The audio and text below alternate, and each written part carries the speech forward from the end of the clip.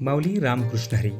आज आपण आलो आहोत सटाणा तालुक्यातील देवळाणे या गावातील ह्या प्राचीन मंदिरामध्ये, ज्याला आपण महाराष्ट्रातलं खजुराहो मंदिर असं म्हणतात. कारण खजुराहो शिल्पासारख्या काही मूर्त्या या मंदिराच्या भिंतींवरती कोरलेल्या आहेत. हे मंदिर म्हणजे भगवान जोगेश्वर महादेवाचं मंदिर. साधारणतः सटाण्याहून 16 किलोमीटर अंतरावरती तर मालेगावहून 42 किलोमीटर अंतरावरती हे मंदिर आहे. अप्रतिम वास्तुकलेचा हा नमुना आपल्याला पाहायला मिळतो. मंदिर परिसरामध्ये अगदी दगडी बांधकाम आहे. संरक्षण भिंतसुद्धा दगडी आहे आणि हा तुटलेला भग्न अवस्थेतला नंदी आपलं स्वागत करतो आणि आपण मंदिरामध्ये प्रवेश करतो.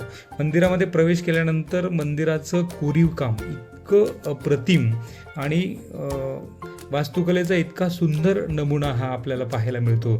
जणू आपण कुठल्या एखाद्या वैशिष्ट्यपूर्ण मंदिरामध्ये आहोत का असंच आपल्याला वाटतं. कारण हे वैशिष्ट्यपूर्णच मंदिर आहे. या मंदिराची रचना ही हेमाडपंथी मंदिरासारखी आहे आणि उत्कृष्ट दगडी बांधकाम म्हणजे गर्भगृह, अंतराळगृह, सभामंडप, मुखमंडप असं वैशिष्ट्यपूर्ण पूर्वमुखी हे मंदिर असून दगडी नक्षीकाम अतिशय सूक्ष्म आहे. अष्टकोनी दगडी चौथऱ्यावर हे मंदिर उभं आहे आणि मंदिर अतिशय प्राचीन आहे. म्हणजे 8व्या शतकामध्ये ह्या मंदिराच्या निर्मितीला सुरुवात झाली आहे आणि साधारणतः 13व्या शतकामध्ये हे मंदिर बांधून पूर्ण झालेलं आहे. मित्रांनो, शिल्पकलेमध्ये एकही अशी गोष्ट या मंदिराची आपल्याला बघायला मिळणार नाही की तिच्यामध्ये कारागिरांनी कसूर केलेली आहे. अतिशय सुंदर असं कोरीव काम. आणि जेव्हा आपण गर्भगृहामध्ये भगवान जोगेश्वराचं दर्शन घ्यायला जातो तर पुराणातल्या अनेक ग्रंथांमध्ये याचा उल्लेख आहे आणि त्या उल्लेखामध्ये हे जे मंदिर आहे हे जोगेश्वर भगवंताचं मंदिर आणि ही यातली जी शिवलिंग आहे हे शिवलिंग पंचमुखी आहे असं अनेक धर्मग्रंथांमध्ये आणि ग्रंथांमध्ये याचा उल्लेख आपल्याला आढळतो. सगळ्यात महत्त्वाची गोष्ट म्हणजे यादव काळामध्ये, म्हणजे जो महाराष्ट्राचा सुवर्ण काळ होता, त्या यादव काळामध्ये हे मंदिर बांधलं गेलं आणि त्या मंदिराची अतिशय काळजी घेऊन हे मंदिर बांधलेलं आहे. साधारणतः पांडव काळातील मंदिर आहे असंही काही ग्रंथांमध्ये याचा उल्लेख आहे. आणि ज्यावेळेस 6 महिन्याची रात्र पडली होती त्या काळामध्ये या मंदिराची निर्मिती झाली आहे असाही एक दृष्टांत आपल्याला या ठिकाणी देतात. शिवरात्रीला दरवर्षी मोठी यात्रा भरत असते आणि सगळ्यात महत्त्वाची गोष्ट म्हणजे की साल्हेर आणि मुल्हेर किल्ला जवळ असल्यामुळे आणि त्या काळामध्ये बागलान प्रांत हा व्यापारासाठी प्रसिद्ध असल्यामुळे व्यापाराची देवाणघेवाण या परिसरामध्ये होत असायची.